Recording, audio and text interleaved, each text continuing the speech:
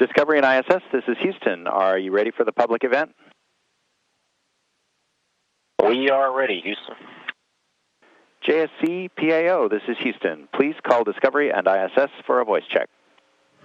Discovery ISS, this is JSC PAO. How do you hear me? We hear you loud and clear. Welcome aboard the International Space Station, Rob.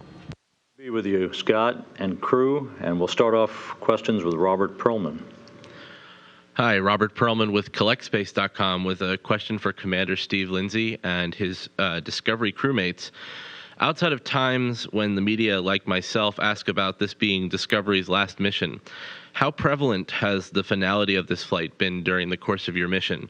Have there been specific times where the legacy and history of the vehicle has struck you?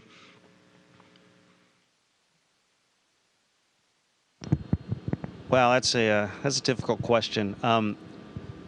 We've been very busy during our mission, as all shuttle missions are and space station missions, and so mostly we've been probably spending 95% of our time to 99% on just doing the work and getting the work done. And so when you're really busy like that, you're focusing on doing the task correctly, making sure you get everything done how it's supposed to done and don't miss anything. However, there are times, I know personally, when I've been reflecting about it being the last mission and what a wonderful vehicle it is. And probably, we were coming up and docking, and when you look out the cupola windows, you can look right into Discovery's payload bay and see the wings and see Discovery written on the wings. And times like that, I really reflect about what a great vehicle it's been, 39 missions, nearly 1 year on orbit, and think about all the things that vehicle has done, and it's just really inspiring to me and kind of bittersweet and quite frankly sad that knowing that when we land, that will be it for this vehicle. Thank you. And to follow up on that, a question for Steve Bowen and Al Drew. They say a picture is worth 1,000 words, and through your helmet cam, we got to see when you took a glance at Discovery docked to the station during your spacewalks. Would you, one or both of you, describe what it was like to see Discovery there and reflect on its past 365 days in space?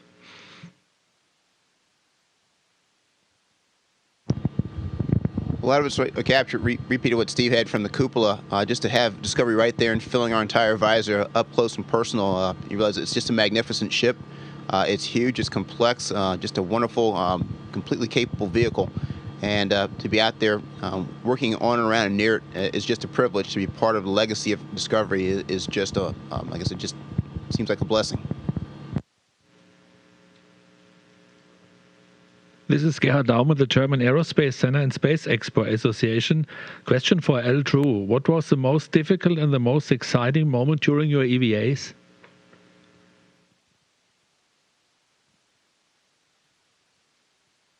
That's easy. They were both the same. When I first exited the airlock on my first EVA, we were over top the jungles. It looked like it was maybe South America, the Amazon basin somewhere. Just beautiful, the clouds, the river valleys down there, all the greenery. And I had to remind myself that I had work to do and I couldn't just take in the scenery. So it was exciting, and it was difficult to tear my eyes away from that and actually focus on getting things ready for our tasks ahead. Question for Paolo. You accomplished about half of your long-duration mission. What was your most challenging task, and did you have any surprises, and what was your most exciting moment so far?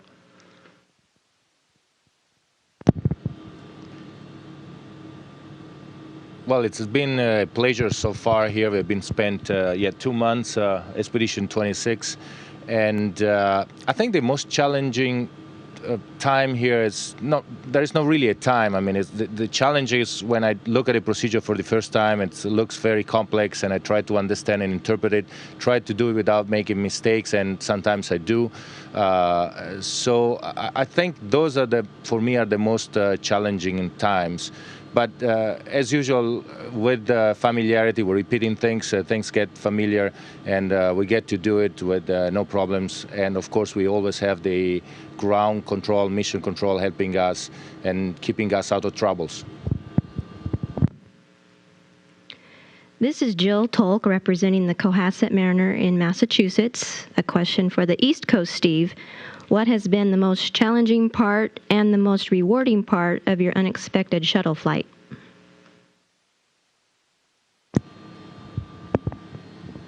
I think the most challenging part was trying to get up to speed to understand the EVAs, and then even more so trying to get up to speed with everything else that goes on a shuttle flight, and where my tasks would be and what they were and how familiar I was with them and how much more training I had to have. So that was clearly the most difficult part of it. The best part really was, getting to work with the crew. It's 4 of my classmates from 2000 and Commander Steve Lindsay, and that's been great. Great crew. Just having the ability to spend time with them, it's been fantastic. And then getting up here with the ISS crew, it's been really the best part of it. Thanks for the good word, Steve-O. Now a question for the West Coast Steve and for Eric Bowe. What good Bowen anecdote from this week could you share with newspaper readers in his hometown?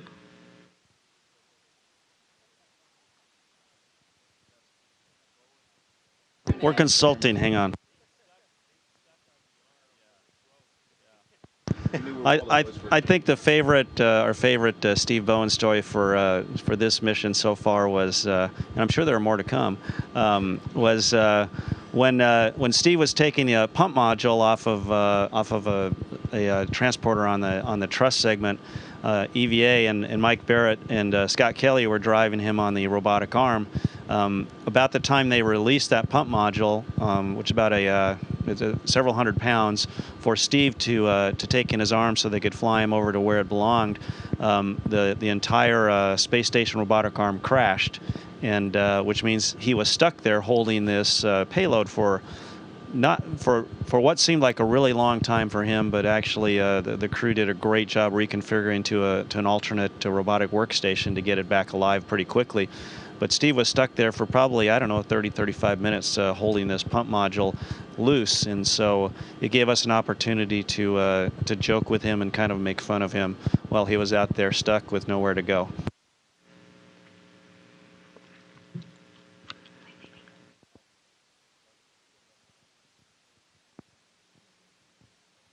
Hey, and I just want to add one story for Steve, and that's just from today. We're outfitting the PMM, the giant module that the Discovery crew brought to us, and one of the steps in that is to actually just install some brackets, and there's 6 bolts on every bracket. But I will tell you, there's only one tiny little tool on the space station here that can do it. It's a tiny, tiny little workspace to do it in, and Steve has been in there all morning long doing every one of these bolts. I think there are about 60 of them. I think he just finished, and so that's the kind of guy he is. He works in big spaces, small spaces, and he just always gets stuff done. She's being nice.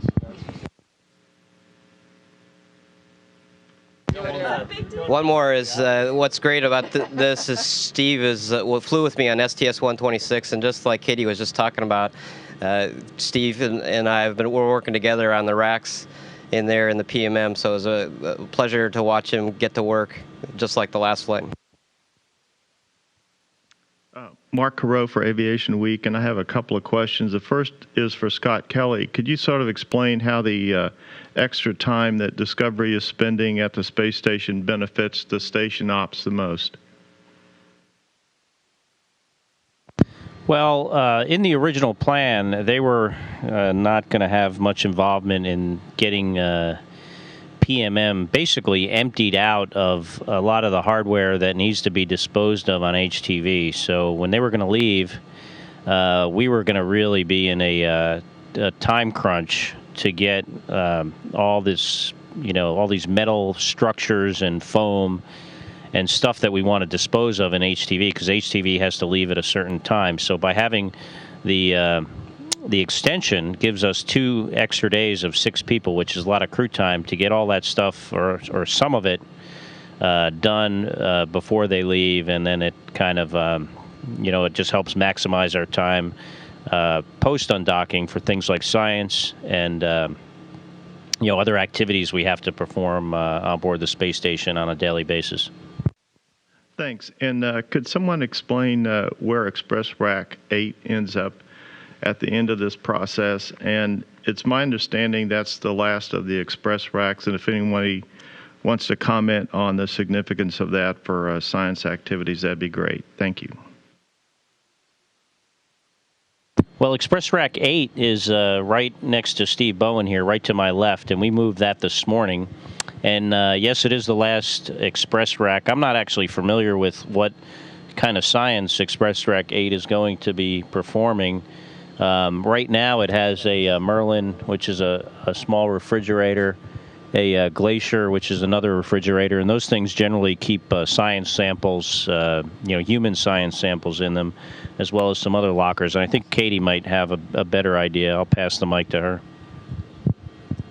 Well, I was going to say what's great about an Express Rack is that it's actually not specific. It's very modular. It's the size of a refrigerator, and it has drawers that are then interchangeable that can contain either stowage or, more importantly, experiments that need power, need cooling, things like that. And so now that we've got the big refrigerator size thing in place through Discovery, smaller locker size things can come up, and so we can have payload after payload in this facility because everything is provided in an Express Rack. So it's pretty exciting to have yet another on board. It gives us a lot of different locations for small experiments. Hi, Denise Chow at space.com with a question for either Steve Lindsay or Eric Bowe. When Discovery does its fly around after undocking, I was wondering if either or both of you could speak to the significance of performing that maneuver with Discovery for the final time, and in doing so, seeing the space station completed with a vehicle that's been so instrumental in its construction. Thank you. Well, we've been talking about the long history of the space shuttle, and it's a privilege to get the opportunity to undock and do the fly around the space station. The International Space Station has every partner represented with the different modules on board right now. We have ATV, which is from the European Space Agency, and the HTV from the Japanese JAXA. And also, after we finish the fly around, what's amazing is how big the structure is. Right now, when we're docked, we're more than 1 million pounds. And so to actually fly around the vehicle, take pictures, and marvel at that the majority of the U.S. segment was brought up piece by piece by the space shuttle will be truly amazing. Hi, Eric Berger with the Houston Chronicle. Congratulations on a successful mission. A question maybe for Nicole or someone else who wants to tackle it, but I don't think people on the ground can sort of fully appreciate what the living space is like in the space station. So now that it's complete, maybe you could talk a little bit in terms that people can understand how large it is and how much space you have to move around in.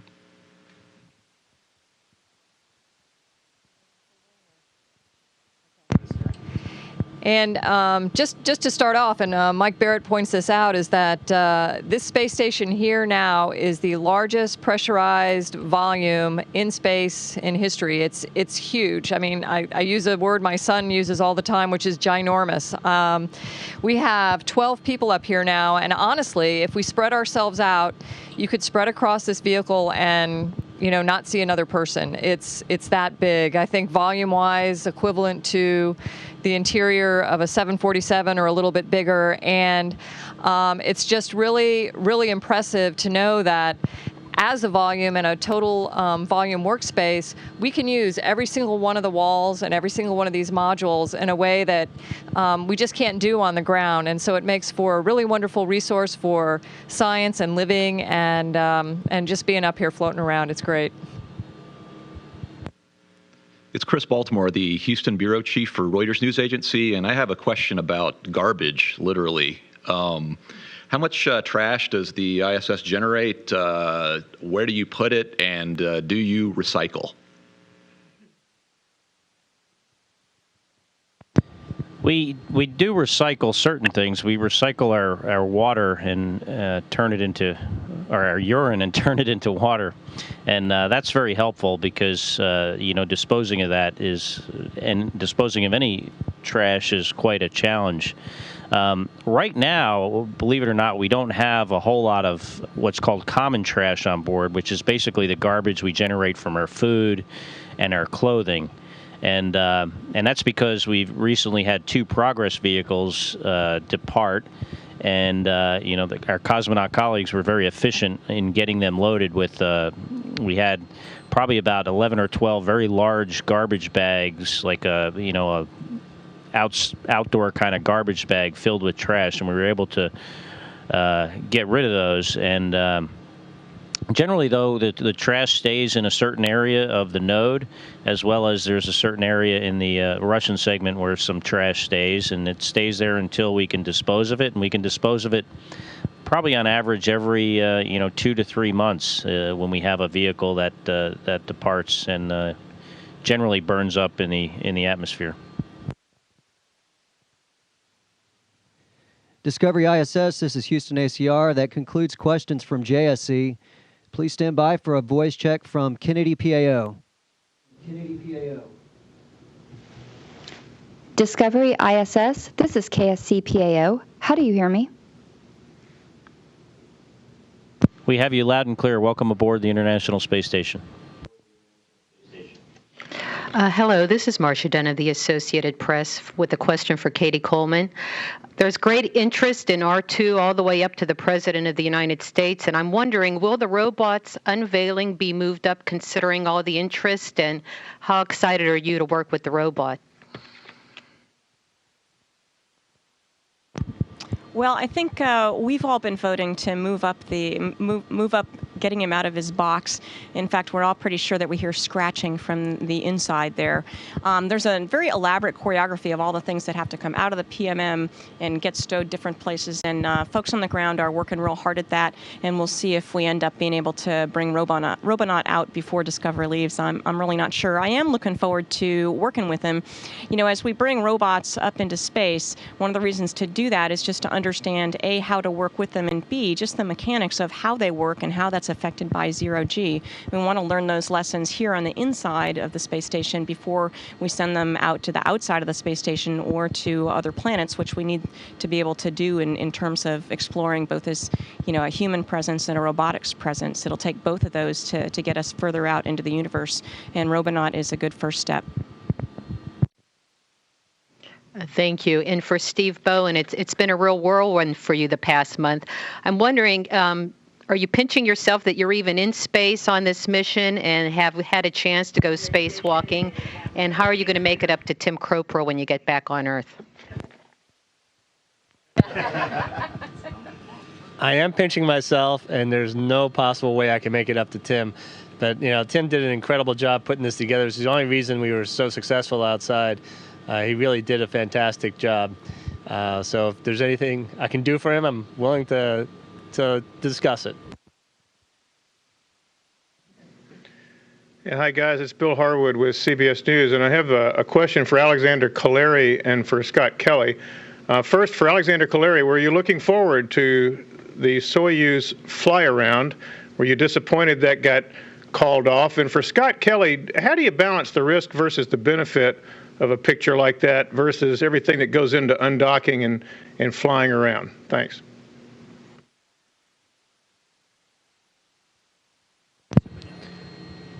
Yes, we were going to fly around and we were ready, but now we have no decision for this operation. So I think it would be unique pictures of the International Space Station with modules of all the international partners, but unfortunately we don't do this. Well, I think the value of those pictures are, clear. There is a value to it, but it's kind of hard to measure it. It's very subjective, in my opinion, and the risk is something you can quantify, although we never got far enough along in the process for me to actually see the hazard analysis associated with doing a fly around. So, there are advantages to doing it, and there are disadvantages to doing it. And, both programs weighed those and came up with the decision not to do it. And, I'm really not familiar with the details of exactly how they came to that decision. But, as a crew, we support the decisions that are made by our leadership. Hi, this is Emily Baldwin from Astronomy Now magazine in the UK. It's always really amazing seeing views of the Earth from space, and I'd certainly be interested to hear your comments on any Earth observation you've done this mission. But what I'd really like to know is, do you do any nighttime astronomical observations, and if so, what?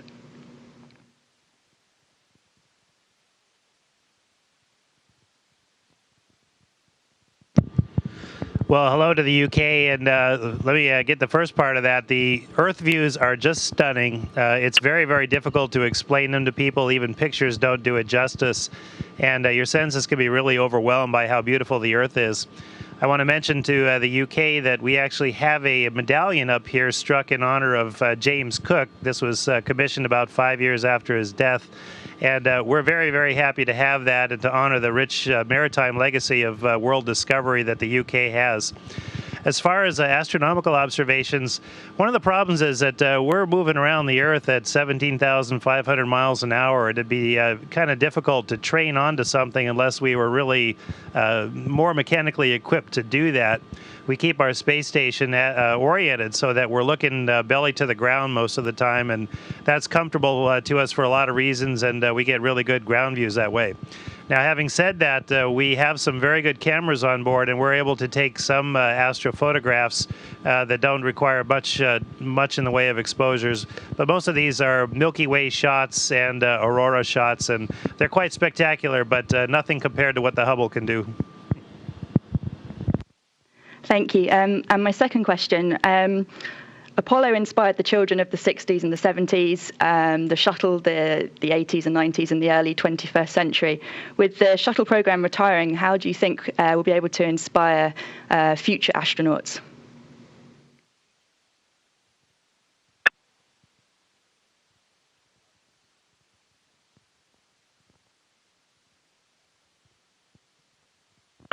Well, you know, I think the space program in general is inspiring, and I think, you know, our country and certain countries around the world have a strong history of exploration and now exploration in space. And I think even when the shuttle retires, we're going to continue that. We're still going to have a space station. It's still going to be supported by astronauts and cosmonauts from around the world. And I think, you know, we're going to have a program beyond this. We're not sure exactly what it is right now, but you know, someday humans are going to venture again beyond low Earth orbit, back to the moon and Mars and other destinations in our solar system. And it's, you know, something I think can inspire kids, and it's something that we all can be proud of.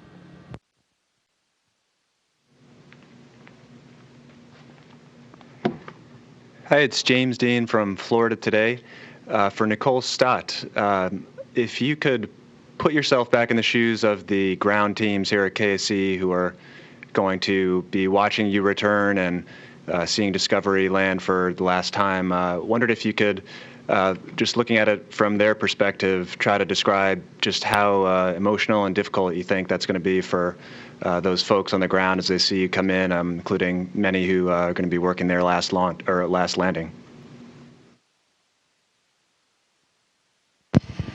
Well, I'd like to include us as a crew in that ground team at that point. I think, as Steve and Scott may have mentioned earlier, this it's going to be a sad day. I think we all, I know, appreciate the legacy and the history and the really fine work that the space shuttle has done. And it's going to be hard to walk away from Discovery on the runway that day, knowing it's the last time that this really magnificent, seemingly brand new to us vehicle, and the way it's just wonderfully performed, is going to be retired. What I like to think is going to happen, and after speaking to a lot of people down at Kennedy Space Center while we've been down there for some training and in the different facilities, it seems that there is just an abundant pride in everyone and the work that they've had the opportunity to do on these vehicles. And it just shines through. And it shines through in, you know, in the fact that Discovery is in the shape that she is right now. And I think everybody is proud to have been a part of this program. Everybody will be sad to see it ending, but I think that in the end we'll be taking the time to celebrate just what a wonderful program and all of the experiences that we've gotten out of it. Thanks. And for Dr. Barrett, I wondered if you could describe, as you begin your reentry and begin feeling the effects of the atmosphere for the first time in a couple weeks, what are you guys going to be feeling physically? What types of things are your bodies going to be experiencing, and how different do you think that's going to be from your Soyuz return? That's a great question. The big difference between this and the Soyuz return is that one came after about 6.5 months up here. So I had that much time to decondition in the weightless environment and to train hard with my countermeasures. For us, with a 13 or 14-day flight, a couple of weeks, you don't decondition quite that much, but you also don't quite get on the top of your game for countermeasures. So I think I'll probably look very much like the typical people that we see coming down. We're seated upright compared to the Soyuz, so the gravity gradient is pulling the blood out of our head rather than going through our chest, which is a much friendlier orientation. However, the G-loads are quite a bit gentler in the shuttle. They're about maybe 1.2 for several minutes, 15-plus minutes, rather than peaking up to 4.5 and sometimes even 5 Gs for a few seconds in the Soyuz. But I can tell you that 1.2 Gs will feel like 3 or so after being up here for quite a while. But we have G-suits that are going to keep that blood flowing to our heads, and we have fluid loading that we do that tries to get our vascular volume up again. And for the most part, people do fairly well. And you'll see in the post-flight film, but hopefully you'll see 6 happy people walking around under Discovery after landing. Discovery ISS, this is Houston ACR. That concludes questions from KSC. Please stand by for a voice check from ESA.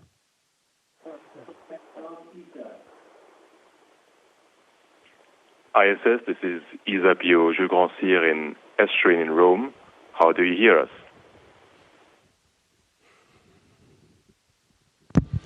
Answering Rome, we have you loud and clear. Welcome on board the International Space Station. From ESA, thank you to Commanders Kelly and Lindsay having us participate in this event. First question for Commander Kelly, how it is on station while having vehicles and components from all program partners? Well, I think it's one of the great things about this program. It's an international program. It shows how countries that cooperate can do great things. And building a space station such as the International Space Station is probably one of the most, significant engineering achievements that people have achieved. And we've done that with this international partnership that I think is really one of the highlights of this program. Question to Paolo Nespoli. Enrica Battifoglia, Agenzia ANSA. And from the news agency, Enrica Battifoglia.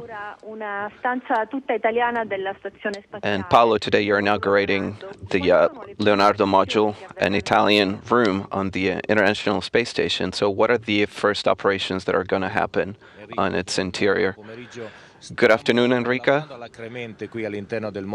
We're working very hard inside the Leonardo module because it came in a flight configuration. So everything is fastened in a way to secure it for launch. So we're removing all the packing materials, and so that we can stow it in the Japanese module that's going to be leaving soon.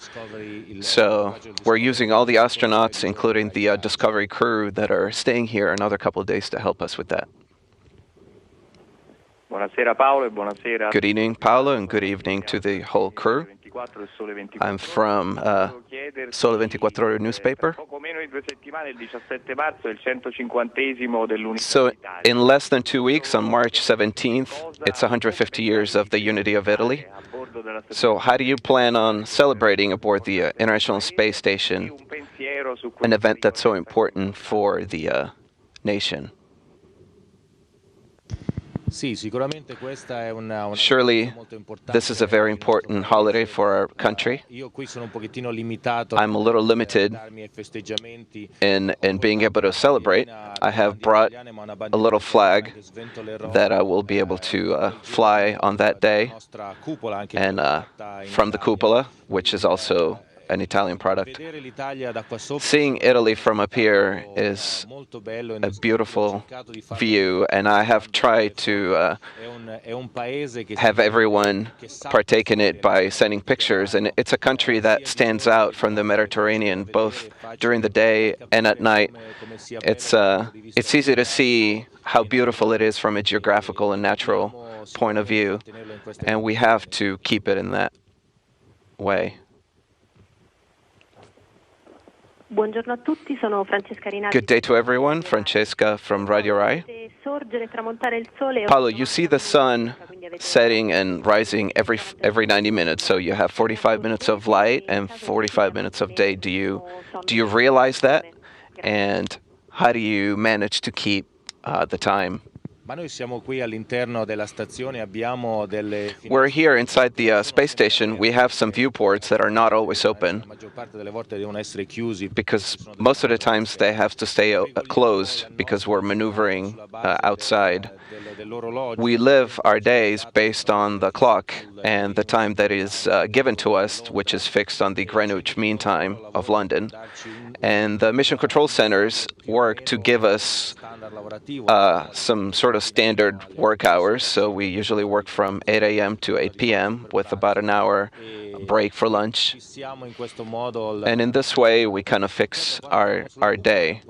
When we go to the cupola, it's a little strange because we're looking outside and it's day or light, depending on where you are, what time. So you're a little disoriented from this coming and going of sunset and sunrise, but it's extremely beautiful to see the world turning around you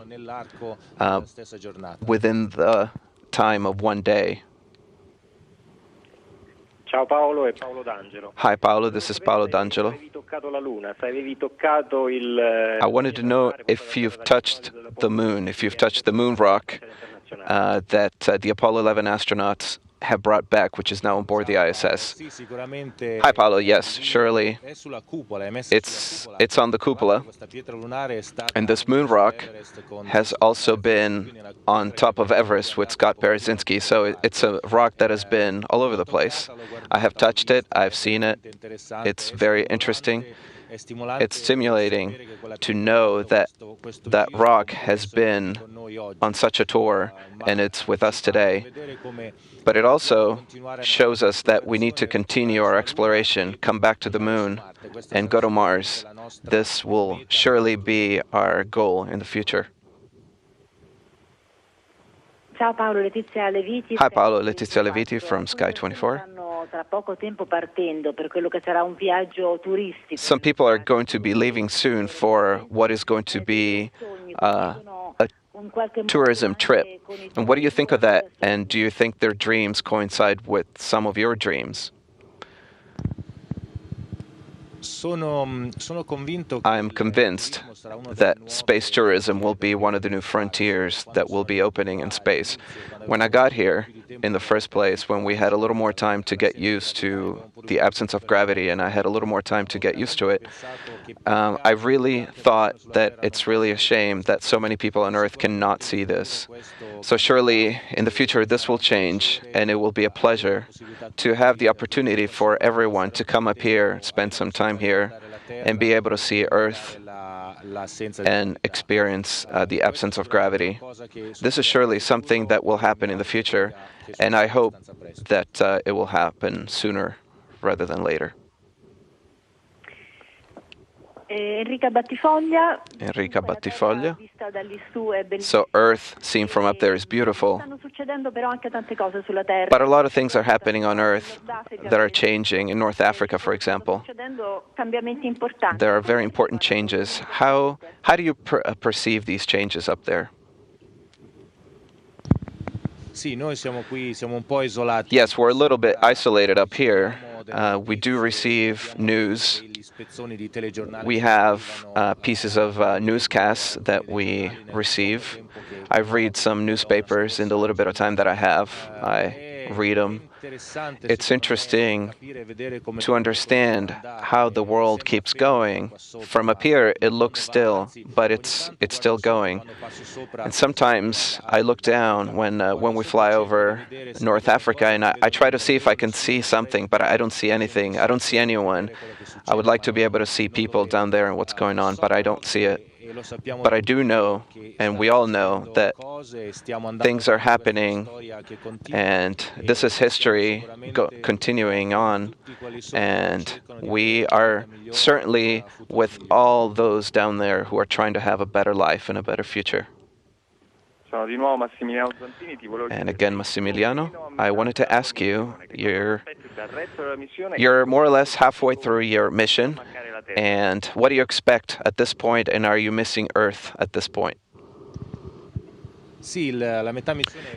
Yes, my halfway point was passed a few days ago, and I'm beginning to not feel like I just got here, so that I don't have to ask Scott where things are, and questions about this or that procedure.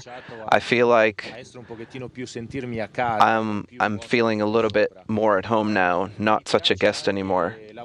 I also like working. I find more enjoyment in working, because initially I was a little afraid of what I was doing. I didn't want to create some disaster, and now I'm a little more comfortable. But I expect that this is going to get even better, and I expect that I'm going to have a little more time to enjoy the views from the outside and the work inside. For the time being, I'm not missing Earth.